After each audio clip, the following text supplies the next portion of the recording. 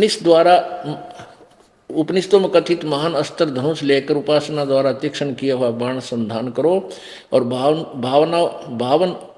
भावनागत चित्त के द्वारा उस बाण को खींचकर अक्षर रूप ब्रह्म को ही लक्ष्य बनाकर वेदन करो। अक्षर ब्रह्म, आगे देखो। और फिर ओम उसका मंत्र है, जीवात्मा बाण है। अब ब्रह्म को लक्ष्य मानो। यहां अक्षर ब्रह्म कह रही है, यहां ब्रह्म को ले छोड़ दिया। फिर देखो आगे, उस एकमात्र परमात्मा को जानो, दूसरी बात छोड़ दी। यही अमृत रूप परमात्मा के पास पहुंचाने वाला पुल है। संसार समुद्र से पार होकर अमृत स्वरूप परमात्मा को प्राप्त करने का सुलभ साधन है। यहां लिख रही है उस हृदय में ही विविध रूपों में प्रकट होने वाला परब्रह्म संचारण करता है, अंतर्यामी रूप से वर्तमान रहता है। और उस आत्मा का ओम के जप के साथ ध्यान करो। इससे ज्ञान अज्ञान में अंधकार से सर्वथा परे संसार समुद्र से पार जो ब्रह्म है उसको पा जाओगे। उस ब्रह्म पहला छोड़ी, यहाँ पर ब्रह्म अक्षर ब्रह्म, और यहाँ कहते हैं ब्रह्म को पा जाओगे, तुम्हारा कल्याण हो। और वह सबका आत्मा ब्रह्म ब्रह्मलोक में के दिव्य ब्रह्मलोक रूप दिव्य आकाश में रहता है। अब यहाँ बिजली पड़ रही थी सारी। अब ये महिमा तो गा रही है देवी उस कि सबका मालिक है, सबसे ऊपर है, सर्वोपरि है, उसी की भक्ति करनी चाहिए। और कदे उसने अक्षर ब्रह्म, कदे उसने पर ब्रह्म, और फिर न ब्रह्म की पूजा करो, ओम नाम है। आड़े छोड़ दी ला गाड़ी।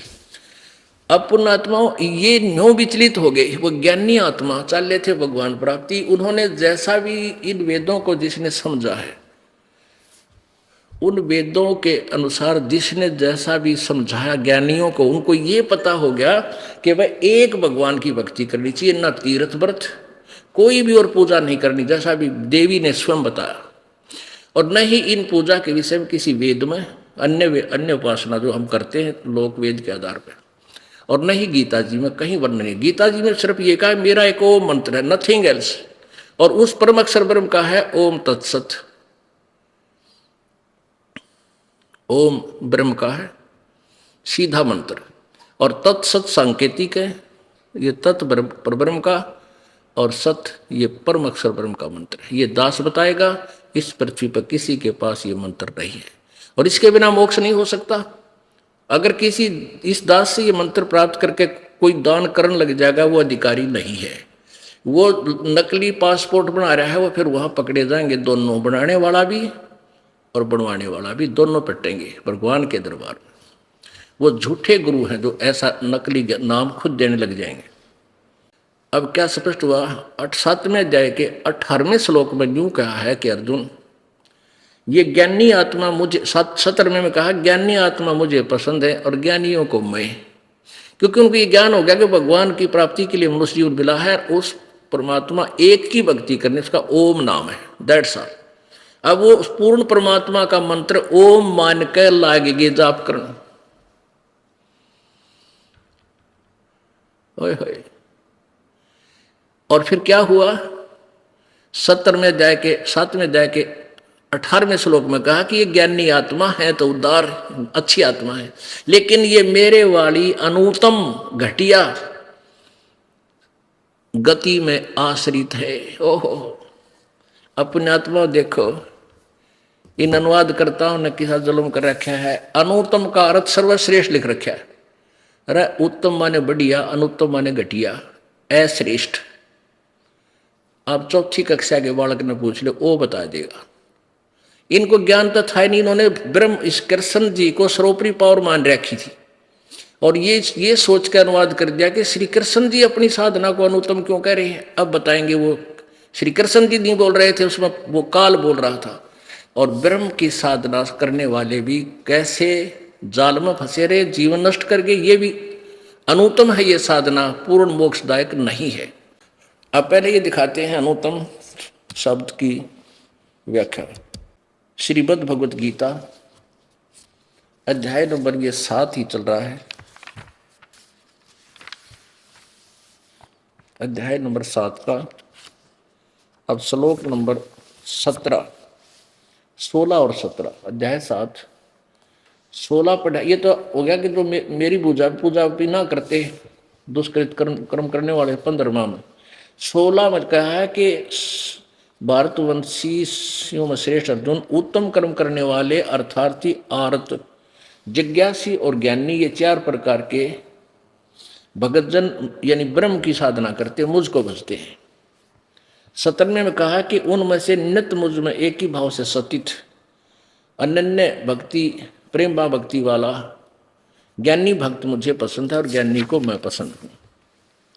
अति उत्तम है क्योंकि मैं उसको क्योंकि वह मुझको तत्व से जानने वाला, ज्ञानी को मैं अत्यंत प्रिय हूँ और वह ज्ञानी मुझे प्रिय है, क्योंकि वो कहता है मेरी पूजा करता है इसलिए मुझे प्रिय। 18वें में कमाल कर दिया, उदारा सर्वे एव एते ज्ञानी तु आत्मा एव मे मतम, मेरे विचार में गीता ज्ञानदाता कहता है ये सभी ज्ञानी आत्मा है तो उदार नेक है, आस्तित सही युक्त आत्मा माम एव अनुतमाम गतिम, वो सभी अच्छी आत्मा तो है लेकिन वो माम एवं मेरे वाली ही अनुतम गति में आश्रित है। युक्तात्मा भली भगवान की भक्ति करने वाली आस्थित है, सही युक्तात्मा माम एवं अनुतमाम गतिम।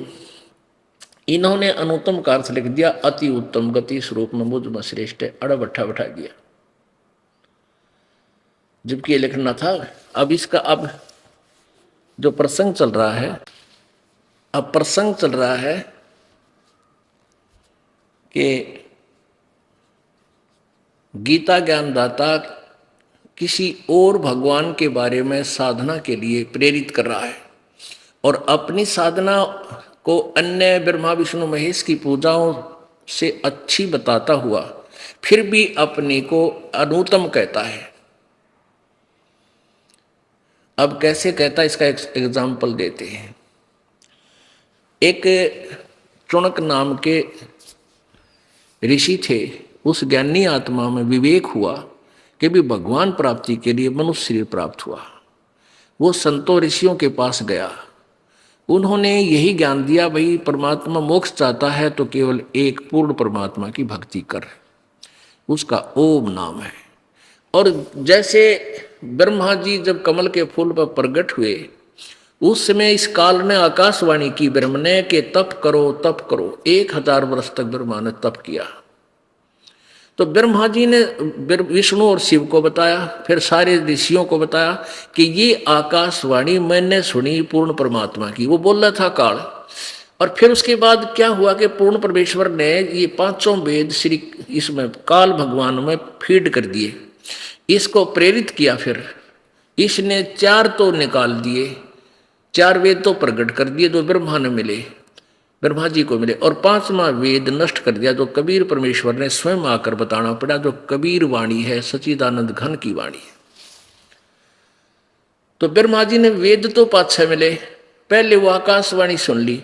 अब वेदों का ज्ञान, उसमें ओम मंत्र और आकाशवाणी तप करो ये परमात्मा की और वाणी मान के इन दोनों की खिचड़ी बना ली। ओम नाम का जाप करें और हठ योग तप करने लगे सारे। ये काल का जाल है, तपस्या करने वाला कभी सफल नहीं हो सकता। इसलिए परमेश्वर कबीर जी ने कहा कि सहज समाज लग बतावे सो सतगुरु मन भावे। सहज समाधि है, काम करते करते भगवान के सिमरण में ध्यान रखे, that is meditation of the saints. ये हमारे भगवान संतों का ध्यान है, ये मेडिटेशन है। हठ योग कर 2-2 घंटे बैठा रहा, ये नहीं, या 20-20 हजार लाख वर्ष बैठ गए, उनने कुछ ना पाया, आखिर में ये घट गए उल्टे सुलटे कर, इनसे नहीं। तो उस टोनक ऋषि ने इसी खिचड़ी ज्ञान के आधार से ओम नाम का जाप शुरू किया, फिर हठ योग करने लग गया, हजारों वर्षों तक तप किया। तो उसमें फिर ये सिद्धि आ गई, ये एटम बम बन जाते हैं, सिद्धि प्राप्त कर लेते हैं तपस्वी। फिर एक दूसरे के ऊपर उन तीरों को छोड़ते हैं, जो सबसे अच्छा तीर मार देता है, किसी का हानि गणी पहुंचा देता, वो फिर प्रसिद्ध हो जाता, दुनिया उसका पीछे लग जाती है, वो प्रभु पाक जाता, मैं ऋषि बन जाता है। वो तरह का जब अब चुणक ऋषि के पास सिद्धि गणी होगी, एक मानधाता चक्रवर्ती राजा था, उसने अपना घोड़ा छोड़ रखा था, इसने जो पकड़ लेगा उससे वो मेरे से युद्ध करे। अब क्योंकि समय का अभाव शॉर्टकट में बताया गया था। तो उस ऋषि ने कहा उन सैनिकों से, जो घोड़ा घूम रहा था खाली, सैनिकों से सैनिक भी 7,000 की संख्या में, सैनिकों से पूछा भाई घोड़ा क्यों नहीं, इस पे बैठते क्यों नहीं? तो उन्होंने सारी कहानी बताई कि राजा मानधाता चक्रवर्ती का राजा है, घोड़ा है, इसको कोई नहीं बैठ सकता, इसने जो पकड़ लेगा उसको राजा के साथ युद्ध करना पड़ेगा। और हम सारी पृथ्वी पर घूमे, किसी ने नहीं पकड़ा। अब राजा, उस ऋषि ने सोची राजा को तो अभिमान हो गया, इसको सीधा करना चाहिए। अब काल के करे है, इनको पहले तो एटम बम बनाओगा गलत साधना करवा के, रिमोट फिर उस काल के हाथ में, प्रेरणा कर दी। अब ऋषि जी हो गया अकड़ गए त्यार, अच्छा किसी में हिम्मत नहीं। वो राजा के सैनिक अभिमानी होते हैं, वो कहने लगे किसकी माँ ने दूध पिलाया है जो हमारे राजा की घोड़ा पकड़ दे, 72 करोड़ सेना है। तो ऋषि जी कह उठी कुकड़ ने बोला भाई मैं, यदि मैं पकड़ लूं तो क्या होगा? तो सैनिक बोले रे कंगाल, तेरे दाने तक खाने की झोपड़ी में बैठा, और तेरी क्यों सात बोल दे रही है, तेरी क्यों सहमत आई है, और तू क्यों पंगा मोल ले पड़ा रहे, बैठ जा जिसा से। तो ऋषि बोला भाई मन ने यो घोड़ा पकड़ दिया और कह दे तुम्हारे राजा को जाके मेरे से युद्ध कर ले। अब वो वापस चले गए, घोड़ा वहीं बांध गए उसके वृक्ष के, वो तो बहाना ढूंढ रहे थे अगला इसके लिए मजा चखवा देंगे बादशाह से कह के। अब नमक मिर्च ला के राजा श्रृंगार दिया उन्हें। राजा ने क्या किया, 72 करोड़ सेना में से 18 करोड़ की एक टुकड़ी तैयार की, 4 पार्ट बना दिए 18 करोड़ के, और एक आदमी को मारने के लिए 18 करोड़ सेना का लाबड़दा भेज दिया। उधर से ऋषि ने क्या किया, अपने जीवन में जो कमाई करी थी वो 4 एटम बम बना दिए, सिद्धियों से 4 एटम बम बना दिए, 4 पुतली, एक पुतली छोड़ दी, उसने अनेक रूप बना धारण किए और सबके 18 करोड़ सेना को कत्लेआम कर दिया। तो कहने का भाव राजा ने दूसरी टुकड़ी भेज दी, ऋषि ने फिर एटम बम दूसरा छोड़ दिया, 72 करोड़ सेना का नाश कर दिया। किसने? उस ज्ञानी आत्मा ने। और ज्ञानी था, गधा था वो, बता राजा अपनी काम कर रहे हैं, वो अपनी भक्ति करे, क्यों पंगे में बांध दिया, बैठा रहता बोल वाला, पर कार टेकन दे है। तो उसको इसलिए अनुत्तम कहा गीता ज्ञानदाता ने, मेरी साधना भी ठीक हो ना, यह भी उत्तम नहीं है, अनुत्तम है, अके जुल्म कर दिया। अब देखो पुण्यात्मा कोई हथियार तो मार दे, और चाहे कोई भाई वचन शब्द शक्ति से मार दे, दोनों का पाप है। और यहाँ पुण्य और पाप दोनों के न्यारे न्यारे अकाउंट ओपन रहते हैं, दोनों का खाता अलग चलता है, पुण्य न्यारे लिखे जा हैं और पाप अलग।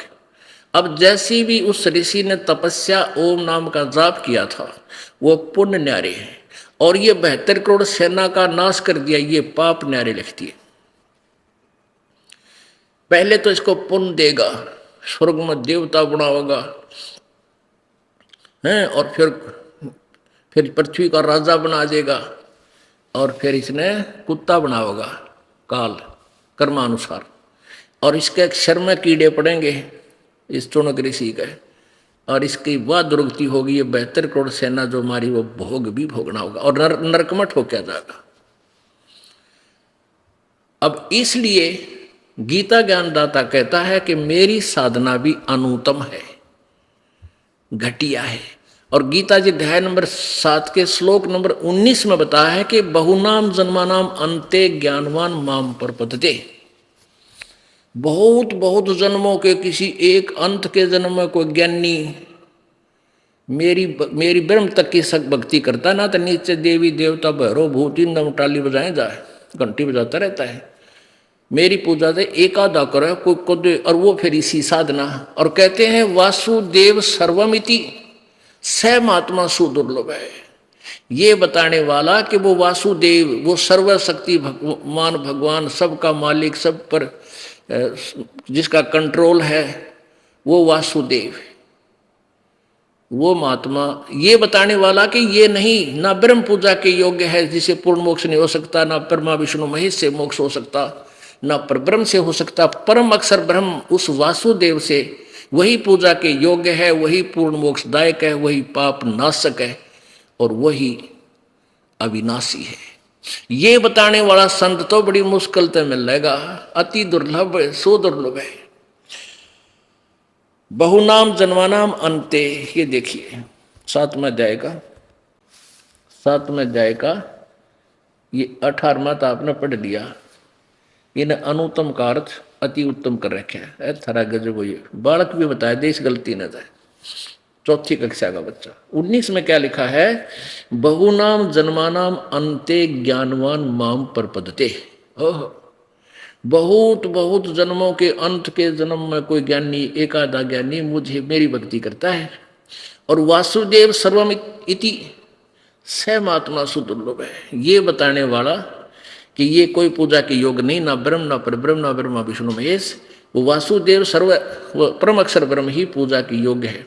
सर्वम यानी सब कुछ वही है, वासुदेव है सर्वम इति, बस यही, यह बताने वाला सहमात्मा सुदुर्लभ, वो संत तो बड़ी मुश्किल से मिलेगा। इन्होंने अनुवाद गलत किया है।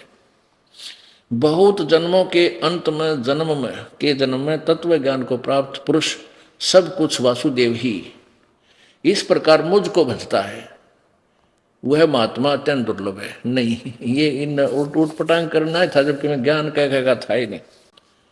अपने आत्माओं, ये कोई कृपा है भगवान की, ये बहुत बड़ा सिलेबस है, बहुत बड़ा पाठ्यक्रम है सदग्रंथों का। कारण क्या है, वैसे तो सिंपल सा था, परमात्मा ने 4 बात कह रखी है, भाई ये नाम जाप करो, ये मर्यादा रखो और सब पूजा त्याग दो। अगर इतनी बात को ही मान ले तो ही काफी है, लेकिन ये मानना क्यों करे, ये सब सिलेबस पूरा हो जाएगा जब आपके हृदय में सच्ची बात दसेगी कि कबीर जी जो कहा करते वह सत्य थी। अपने आत्माओं, दिल तय कर है कि सवेरे तक लगा रहूं और आपको ज्ञान देता रहूं। क्योंकि पहले क्या करते थे, फिल्म देखा करते और VCR ले आया करते किराए पर, वो 100 रुपये एक नाइट के लिया करते और 3 फिल्म ले आते 3-3 घंटे की, कहा तो सारी ये देखेंगे, 100 रुपये पूरे कर लेंगे। ये हमारी अपनी वह सोच थी। और ला के सामने 6 बजे और बैठ जाते, बुनवाए जानते, 4 पिए जाते, सारी रात काट देते, सुबह हो जाता और सुबह अपने काम पर जाते।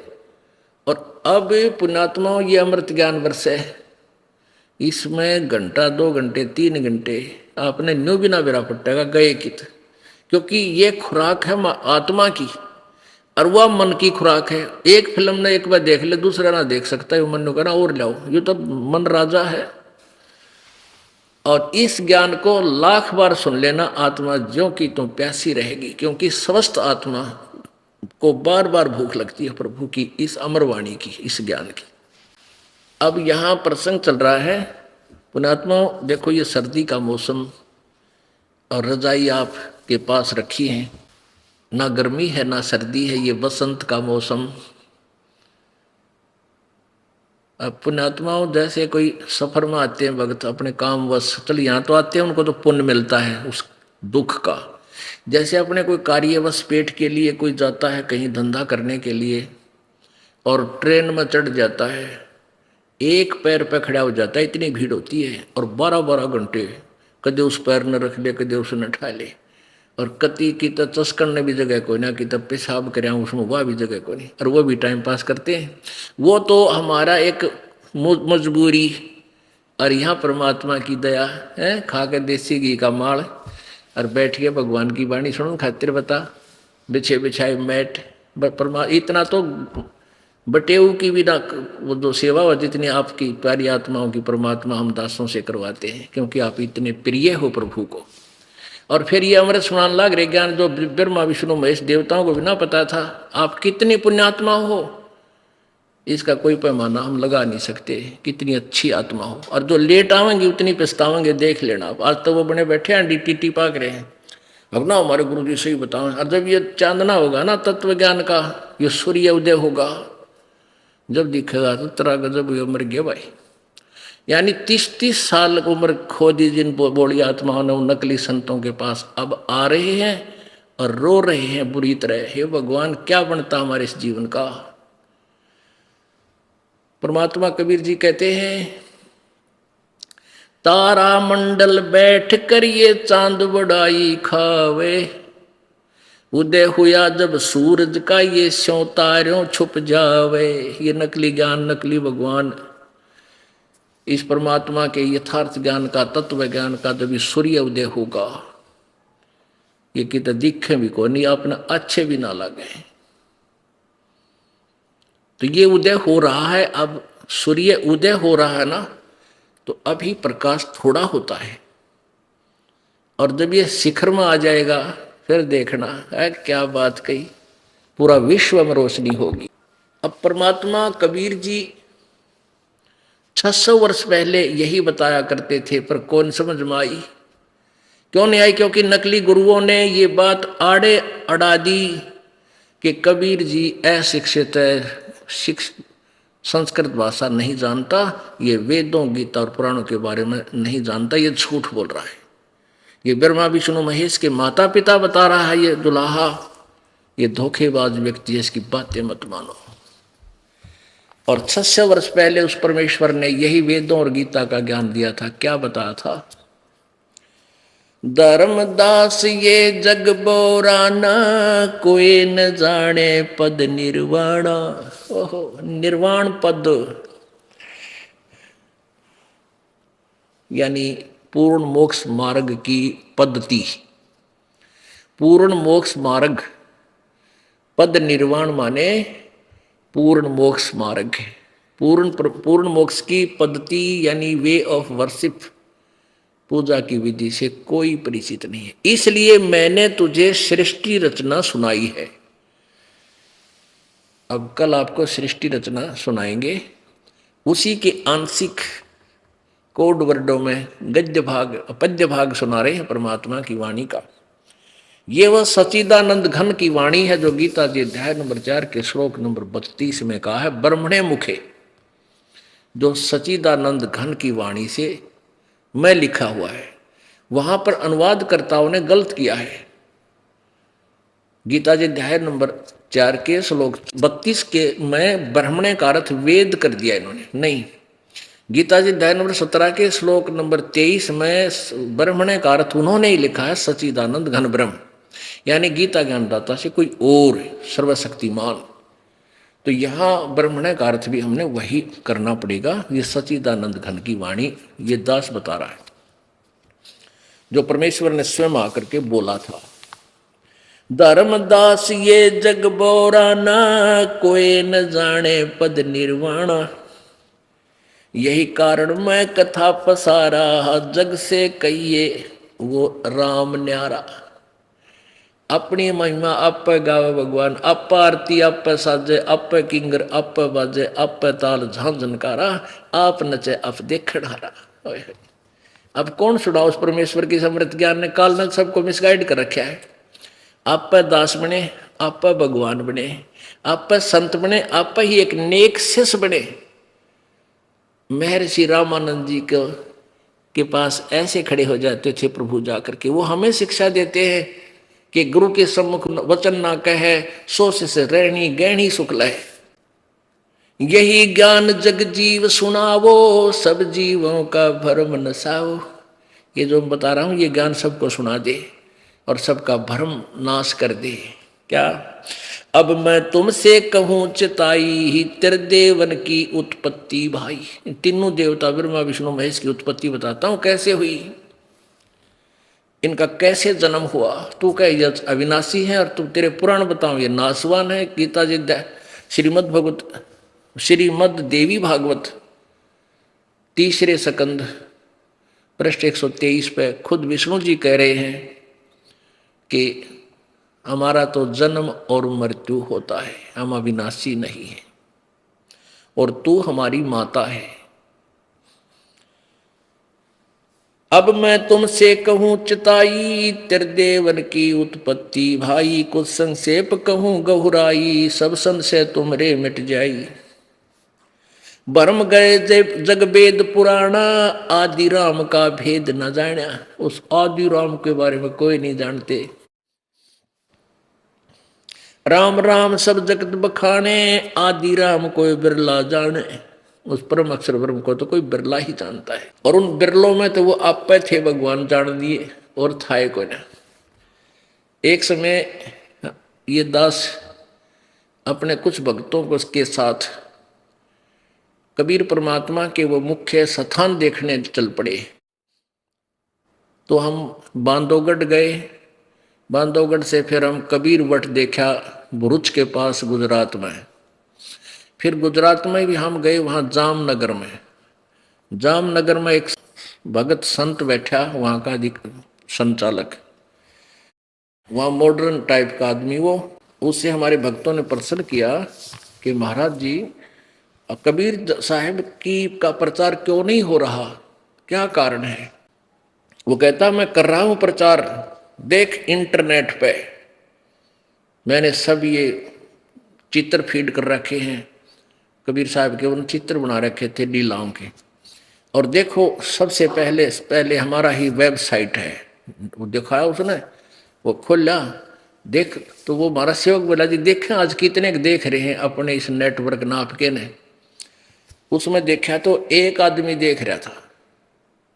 वो बोला एक देख रहा है, तो हमारे भगत बोले यू तेरे वाला खुल रहा है, यू ये दिखा है तने एक, और नहीं इसने कोई देखता तेरे वाले ने। तो कहने का भाव ये है कि वो बिरले संतों में तो परमात्मा कबीर जी ही एक थे जो अपने ही विषय में बताने आए थे। राम राम सब जगत बखाने, आदि राम कोई बिरला जाने।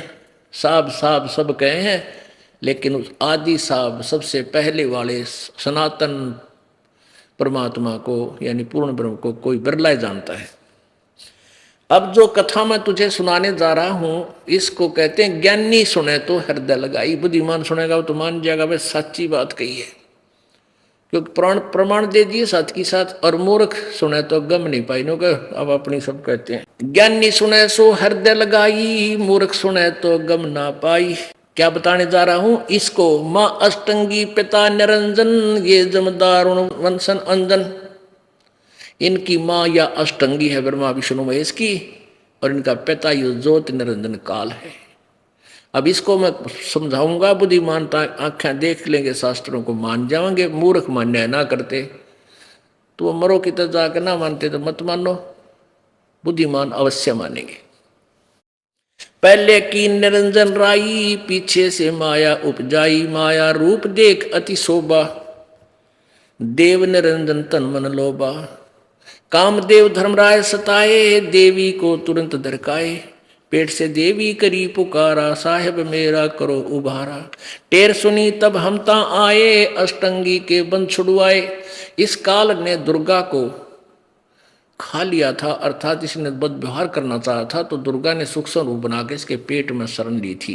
तो परमेश्वर कबीर जी वहाँ जोगजीत रूप धारण करके गए थे अपने पुत्र का, और इसके पेट से दुर्गा को निकालकर इनको 21 ब्रह्मांड समेत वहाँ सतलोक से नीचे ढा दिया था, फेंक दिया था, भगा दिया था। और उस दिन के बाद इसका नाम काल हुआ। 1 लाख मानव श्रीधारी प्राणी खाने का इसको श्राप लगा, 1.25 लाख उत्पन्न करने का इसको ये श्राप लगा। पेट से देवी करी पुकारा, साहेब मेरा करो उबारा।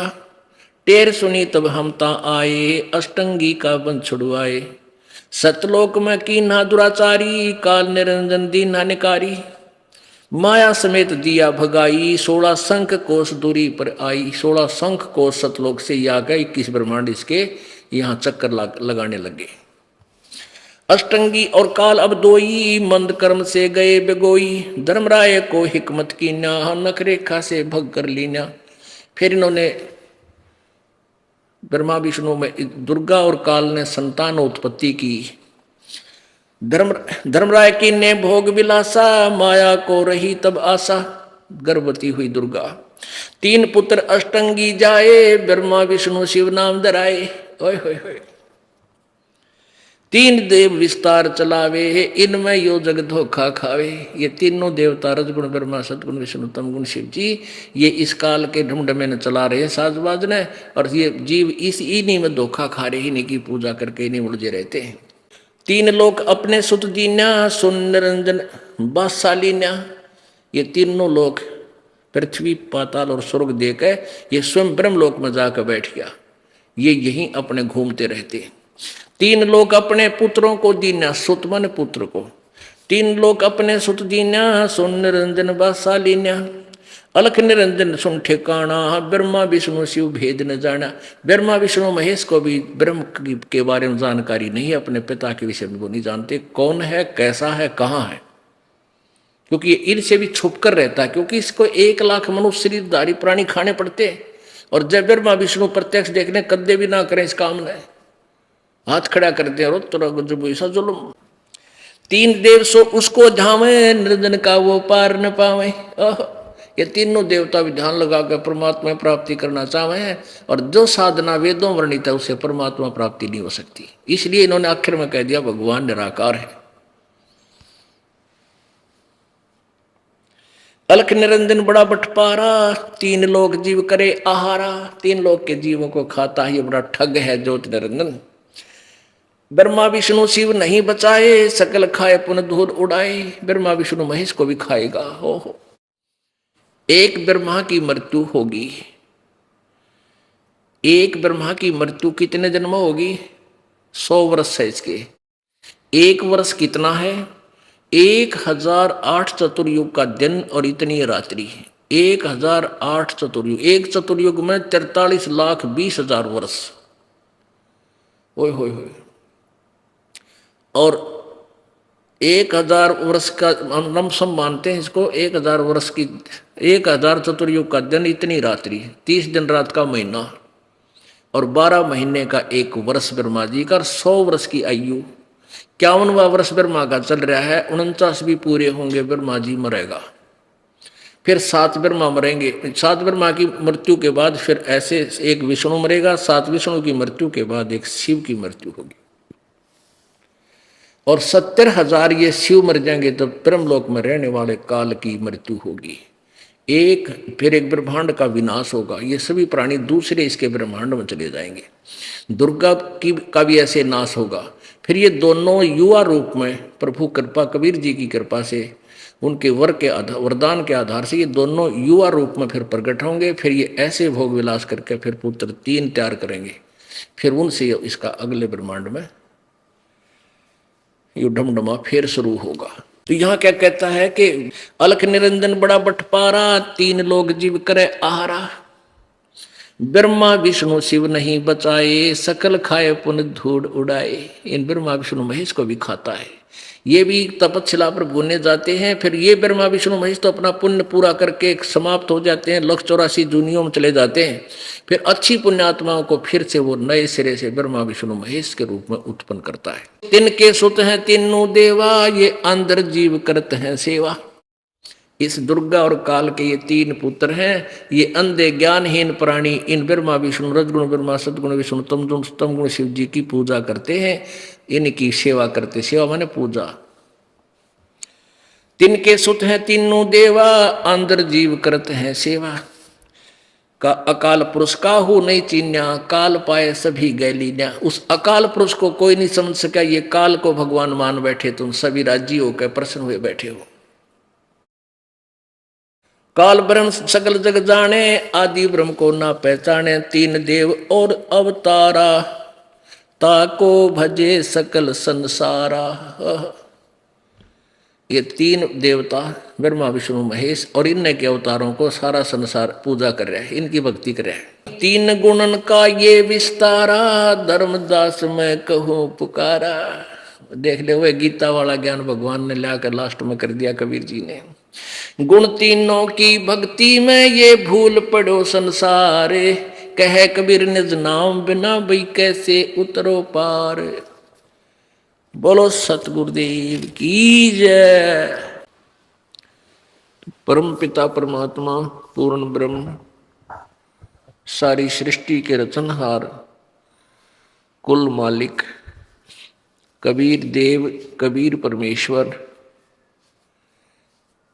ये वही परमेश्वर हैं जो बनारस में जुल्हे की भूमिका करने के लिए सत्यलोक से आए थे।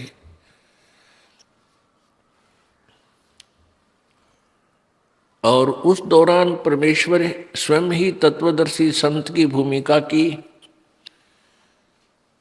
और स्वयं ही वे एक दास की भूमिका की। उन्होंने स्वयं ही दास बने, स्वयं ही एक तत्वदर्शी संत बने और स्वयं ही एक योग्य शिष्य की भूमिका की। और परमेश्वर ने हमारे लिए एक उदाहरण छोड़ा कि परमात्मा पाने के लिए जो तुम साधनाएं कर रहे हो, कोई वन में चला जाता है, कोई तप करता है, कोई एक टांग पे खड़ा होकर तप रहा है, कोई उपवास रखता है, कोई ये सोच रहा है कि हम शादी ना करा के ब्रह्मचारी रहकर ही परमात्मा प्राप्ति होती है। इन सभी भ्रमणाओं का विनाश करने के लिए परमात्मा ने एक लीला की थी, एक मनुष्य जैसा जीवन व्यतीत किया। स्वयं ही उन्होंने अपना काम करके,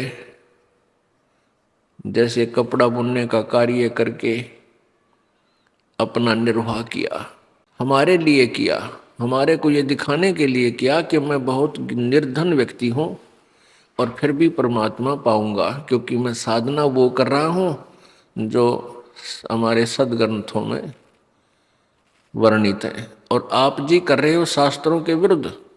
गीता जी अध्याय नंबर 16 के श्लोक 23 में कहा कि जो शास्त्र विधि को त्याग कर मनमाना आचरण करते हैं। मनमाना का अर्थ होता है अपनी मनमुखी मंत्र बना लिए, मनमुखी अपना जाप करने लगे। कोई व्रत कर रहा है, कोई सोमवार का, कोई मंगलवार का, कोई ऐसे शनिवार का, कोई एकादशी का, तो ये व्रत कहीं भी किसी सदग्रंथ में वर्णित नहीं है। ये मनमुखी साधना है। एक गीता जी अध्याय नंबर 8 के श्लोक नंबर 13 में गीता ज्ञानदाता ब्रह्म कह रहा है कि मेरा एक ओम अक्षर है, उच्चारण करके जाप करने का, नथिंग एल्स, और कुछ नहीं, कोई जाप नहीं, कोई मंत्र नहीं। इसके अतिरिक्त कोई भी मंत्र संत देता है वो शास्त्र विधि को त्याग के मनमाना आचरण है, जिससे कोई लाभ नहीं हो पा रहा, हो ही नहीं सकता। आम को बीजने के लिए, आम की प्राप्ति के लिए आम का ही बीज बीजना पड़ेगा, और अन्य बीज बीज देने से आम का पेड़ नहीं लगेगा, नहीं उगेगा। तो इसलिए परमात्मा हमें याद दिलाते थे कि जो साधना मैं कर रहा हूं सतनाम की, इस सतनाम के जाप से मोक्ष होगा। अब कबीरपंथी सतनाम सतनाम जाप देने लग गए। और गीता जी में लिखा है 17वें अध्याय के 23वें श्लोक में कि उस परमेश्वर का, पूर्ण परमात्मा की भक्ति का मंत्र 3 मंत्र का है, ओम तत्सत। तत् और सत ये सांकेतिक है। तो ये जो पौराणिक लोग हैं, हिंदू धर्म के गुरु थे, ये लागे जन हरि हरि ओम और लगा दिया साथ में, हरि हरि ओम तत्सत। अब ऐसे ये बात बिगड़ी रही अभी तक, मानव समाज परमात्मा से लाभ प्राप्त नहीं कर सका, निर्धन हो गए, बीमारियों ने घेर लिया। परमात्मा के विधान में लिखा है कि यदि प्रभु की सत साधना की जाए, सतमन शास्त्र अनुकूल, तो परमेश्वर हमारे सब रोगों का नाश कर देता है। ये अपने वेद भी गवाही देते हैं और परमात्मा से परिचित संत भी गवाही देते हैं। हरदम खोज हनोज हाजिर, त्रिवेणी के तीर है, दास गरीब तबीब सतगुरु, वो बंदी छोड़ कबीर है। तबीब का अर्थ होता है वैद्य, डॉक्टर। कि कबीर परमात्मा सब रोगों का वैद्य है। शरीर के रोग भी जो हमारे यहाँ लगते हैं और आत्मा के रोग का भी वो वैद्य है। आत्मा का रोग कौन सा है? जन्म और मृत्यु का। और शरीर के रोग हैं जो किसी का खांसी होगी, किसी का कैंसर हो जाती है, किसी का अक्षय रोग हो गया, किसी प्रकार का कोई भी किसी प्रकार का रोग है, परमात्मा की भक्ति जाप से वो ठीक हो जाता है। ये यहाँ लाखों उदाहरण है कबीर परमात्मा की शक्ति से इस दास के द्वारा उपदेश प्राप्त प्राणियों को, जिनके ब्रेन ट्यूमर थी, ऑपरेशन बोल दिए गए थे, जिनके दोनों गुर्दे खराब थे, जिनके कैंसर हो गई थी, एड्स थी जो एड्स का कितना इलाज नहीं, और वो भी ठीक हो जाते हैं। क्यों? परमात्मा सुप्रीम पावर है, वो जो चाहे सो कर सकता है। गरीबदास जी ने अपने परमेश्वर कबीर जी की महिमा कलम तोड़ बताई है और सत्य बताई है। उन्होंने कहा है कि सतगुरु जो चाहे सो कर ही। पुण्यात्मा, सतगुरु एक ही होता है एक समय में, क्योंकि परमात्मा जब स्वयं आए थे कबीर जी, 64 लाख उनके शिष्य थे, उन्होंने किसी को भी नाम और किसी व्यक्ति को अधिकारी नहीं बनाया उपदेश देने का, यानी गुरु पद प्राप्त करने का अधिकार नहीं दिया। क्यों नहीं दिया? क्योंकि गुरु पद प्राप्त करना कोई बालकों का खेल नहीं है। ये तो अपने सिर पर एक भार धरने वाली बात है, अपना कर्म बिगाड़ने वाली बात है। और सतगुरु के बिना ये इतना भार कोई सहन कर नहीं सकता। तो परमेश्वर स्वयं आए थे, वो सतगुरु रूप में थे। सतगुरु का अर्थ होता है जो सच्चा ज्ञान दे। वैसे तो गुरु शब्द ही बहुत होता, गुरु का अर्थ होता है मार्गदर्शक, जो अंधेरे से उजाले में लावे। लेकिन यहाँ झूठे गुरु बहुत हैं काल के, इसलिए सतगुरु यानी सच्चा गुरु, सतगुरु वही होता है जो शास्त्र अनुकूल ज्ञान बतावे। तो वो केवल परमेश्वर कबीर जी ही थे, उससे पहले ना किसी ऋषि के पास ज्ञान था, ना किसी मंडलेश्वर के पास ज्ञान था। तो इसलिए वो भगवान ही थे, स्वयं परमात्मा। तो सतगुरु खुद परमात्मा ही होते हैं, और या फिर अपना विशेष कृपा पात्र प्रतिनिधि वो भेजते हैं, तो वो सतगुरु होता है। वो उस सतगुरु के अतिरिक्त कोई उस पृथ्वी पर उस समय सतगुरु अन्य नहीं हो सकता। तो वो सतगुरु परमात्मा कबीर जी आए थे, तो उन्होंने गरीबदास जी ने कहा कि सतगुरु जो चाहे सो कर ही, कबीर परमात्मा, क्योंकि उनके सतगुरु वही थे। सतगुरु जो चावे सो कर ही, 14 कोट दूत जम डर ही, ऊत भूत जम त्रास निवारे, और चित्रगुप्त के कागज पाड़े। कर्म के जो पाप हैं, प्रारब्ध कर्म है, उन्हें कहते चित्रगुप्त, यानी धर्मराज ने जो लिख रखी है तुम्हारे प्रारब्ध में आपका संकट, उसको काट देगा परमात्मा, उन कागजों को खत्म कर देगा। आपको प्रमाण देते हैं कि परमात्मा घोर पाप को भी काट देता है, परमात्मा रोग का भी नाश कर देता है, और परमात्मा मरे हुए जीव प्राणी को भी धर्मराज के लोक से छुड़वा सकता है। आपको दिखाते हैं ऋग्वेद के अंदर, क्योंकि कबीर परमात्मा ने कहा है कि वेद मेरा भेद है और मैं वेदन में नाही, पर भाई जौन वेद से मैं मिलूँ वो वेद जानते नहीं। ये वेद जो है मेरी ही महिमा का गुणगान कर रहे हैं, मेरे विषय में जानकारी दे रहे हैं, लेकिन मैं इन वेदों में नहीं हूं, चारों में। 5वां वेद जो सूक्ष्म वेद है, उसमें मेरे पाने की विधि, मेरी वे ऑफ वर्शिप लिखी है, तो वो चारों वेदों में नहीं है। इसलिए वो तत्वदर्शी संत का प्रत्येक सदग्रंथ में वर्णन किया, जैसे कुरान शरीफ, पवित्र कुरान शरीफ, सूरत फुरकानी 25, और उसकी आयत नंबर 52 से लेकर और 59 तक, 59 तक ये वर्णन किया है कि कबीर परमात्मा है। और कुरान शरीफ का ज्ञान देने वाला अल्लाह कह रहा है अपने रसूल को, अपने नबी हजरत मोहम्मद को कि ए मोहम्मद, ए पैगंबर, तो इन काफरों का कहा मत मानना, क्योंकि ये कबीर पर विश्वास नहीं लाते, ये कबीर को भगवान नहीं मानते, आन उपासना देवी देवताओं की कर रहे हैं, फरिश्तों की। और मैं जो तुझे ज्ञान दे रहा हूँ, मैं तुझे जो ज्ञान दे रहा हूँ इस कुरान शरीफ में, इन बातों पर तू पूरा विश्वास रखना। वो कबीर परमात्मा है, इसके लिए तू संघर्ष करना। अब ये इन मुसलमान भाइयों ने इसका कबीर का अर्थ बड़ा लिख दिया अनुवाद करते समय। कुरान शरीफ क्या हिंदी में जब अनुवाद किया है तो इन्होंने लिख दिया वो बड़ा बड़ा अल्लाह, बड़ा भगवान, यानी कबीर का अर्थ वो बड़ा मानते हैं। अब कोई शब्द है, किसी का भी नाम है भगत का, वो उसका अर्थ तो बनेगा ही बनेगा कुछ ना कुछ, लेकिन वो नाम भी है उस व्यक्ति विशेष का। तो उसमें ये लिखा कि ये वही परमात्मा है जिसने 6 दिन में सृष्टि रची, 7वें दिन तख्त पर जा बैठा, विराजमान हो गया। और ये परमात्मा सब गुनाहों को माफ कर सकता है, यानी सब पापों का नाश कर सकता है, अपराधों का। उसकी खबर किसी बाखबर से पूछ देखो, बाखबर, वेल नोन, यानी तत्वदर्शी संत से पूछो।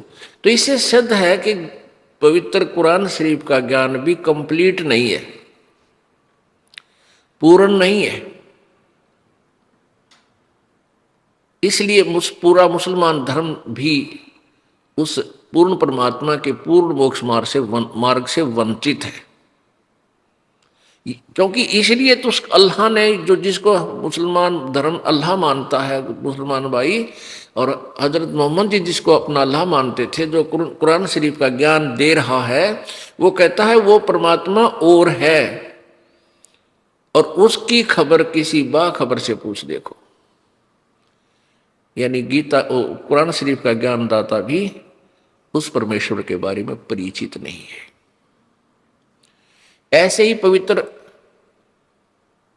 श्रीमद् भगवत गीता जी में लिखा है 4th अध्याय के 34वें श्लोक में कि उस तत्व ज्ञान को, उस पूर्ण परमात्मा के बारे में जो जानकारी दी गई है उस तत्व ज्ञान में, उस तत्व ज्ञान को किसी तत्वदर्शी संतों के पास जाकर पूछ, समझ, उनको दंडवत प्रणाम करने से, प्यार कपट छोड़कर प्रसन्न करने से वो तत्वदर्शी संत तुझे तत्व ज्ञान का उपदेश करेंगे। पवित्र यजुर्वेद अध्याय नंबर 40 के श्लोक नंबर 10 से 12 तक 2 बार प्रमाण दिया है कि जो कोई तो परमात्मा उस पूर्ण ब्रह्म को, क्योंकि वेदों का ज्ञान ब्रह्म बोल रहा है, ये काल बोल रहा है, जैसे गीता जी बोला उसी ने।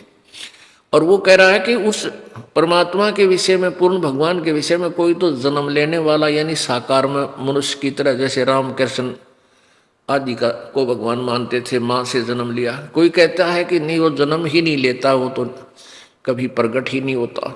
कहते इसका विशेष ज्ञान, सही ज्ञान, यथार्थ ज्ञान तत्वदर्शी संत बताते हैं, उनसे पूछो। तो इससे भी सिद्ध हो गया कि वेद ज्ञान कंप्लीट नहीं है, लेकिन ये नहीं कह सकते कि वेदों का ज्ञान गलत है। जैसे एक सिलेबस होता है, मैट्रिक 10वीं तक का जो सिलेबस है, पाठ्यक्रम है, वो जो ज्ञान है वो अपने सतर का है, वो कंप्लीट नहीं है, एमए और पीएचडी का नहीं है, उससे फिर आगे टीचर अलग होते। तो ऐसे ही परमात्मा कहते हैं कि वेद मेरा भेद है, पर मैं ना वेदन के माही, और जौन वेद से, उस तत्व ज्ञान से मैं मिलूं, ये वेद जानते नहीं, इन चारों वेदों में वो मार्ग नहीं।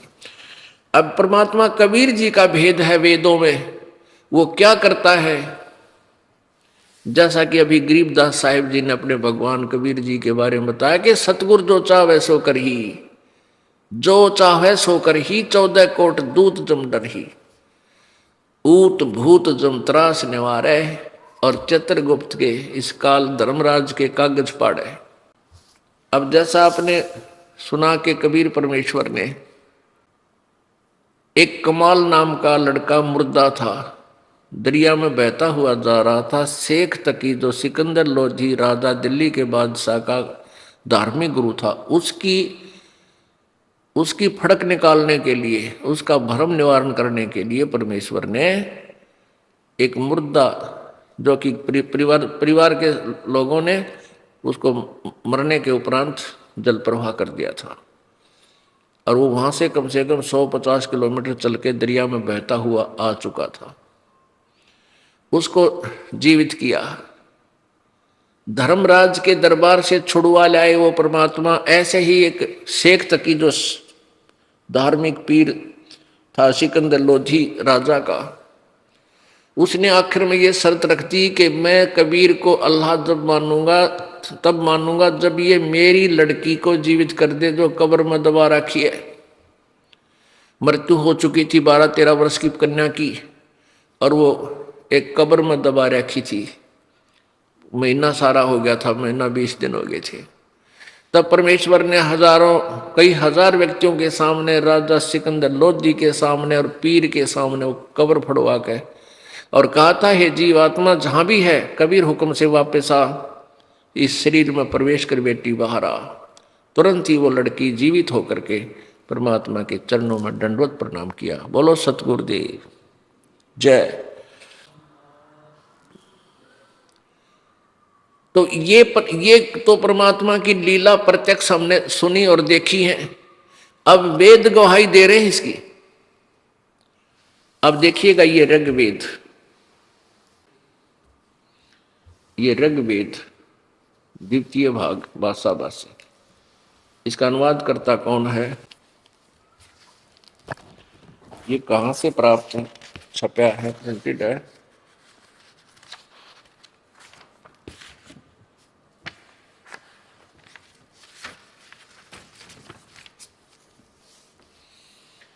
ये देखिएगा, प्रकाशक है पंडिता राकेश रानी, और प्रधान कार्यालय वेद मंदिर महात्मा वेद भिक्षु सेवा आश्रम लेखराम नगर इब्राहिमपुर मुखमेलपुर दिल्ली। दान संस्थान नई दिल्ली का प्रकाशन।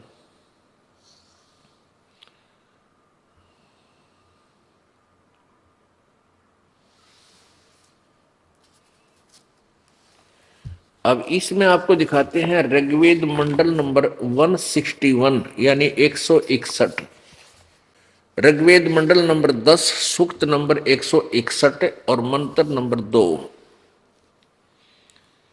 ये है ऋग्वेद मंडल नंबर 10 और सूक्त 161, और ये नीचे मंत्र है, ये 161 है, ये इसका प्रथम मंत्र, ये द्वितीय मंत्र है। इसमें क्या लिखा कि यदि रोगी की शक्ति, यदि किसी रोगी की जीवन शक्ति समाप्त हो, यदि वह सीमा से भी पार हो गया है, यदि वह मृत्यु के सन्निकट चला गया है, तो भी उसे मैं भारी कष्टप्रद रोग के पंजे से मुक्त कराऊं तथा उसे 100 वर्ष यानी 100 वर्ष के जीवन हेतु बल संपन्न करूं।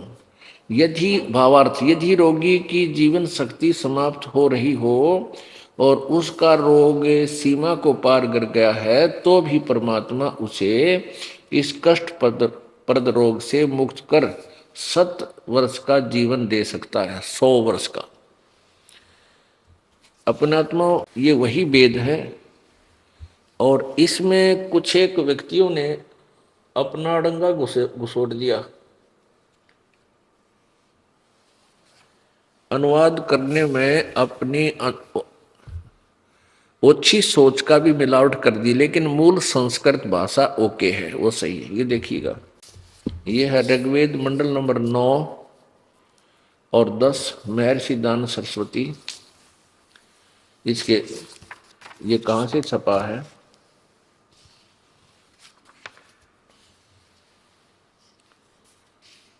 सार्वदेशिक प्रकाशक है सार्वदेशिक आर्य प्रतिनिधि सभा, महर्षि दानंद भवन, रामलीला मैदान, नई दिल्ली से, नई दिल्ली 2।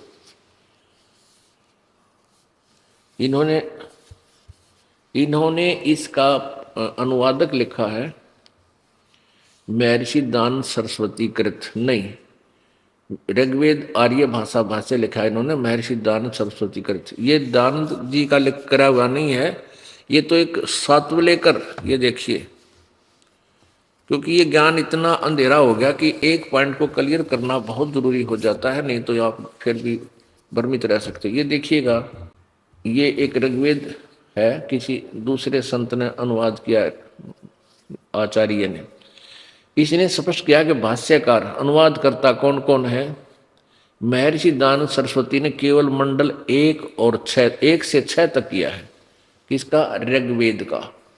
और 7 से 10 अनुवाद करता है श्रीपाद दामोदर सातवलेकर, इसने किया है।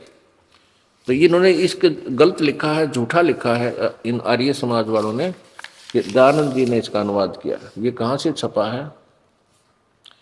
महर्षि दानंद सरस्वती, क्योंकि इसके नाम तो ये व्याख्या करते हैं दान समर्पण। प्रकाशक है विश्व मानव उत्थान परिषद, सामुदायिक केंद्र, पूर्वी कैलाश, नई दिल्ली से। और इसके मुद्रक हैं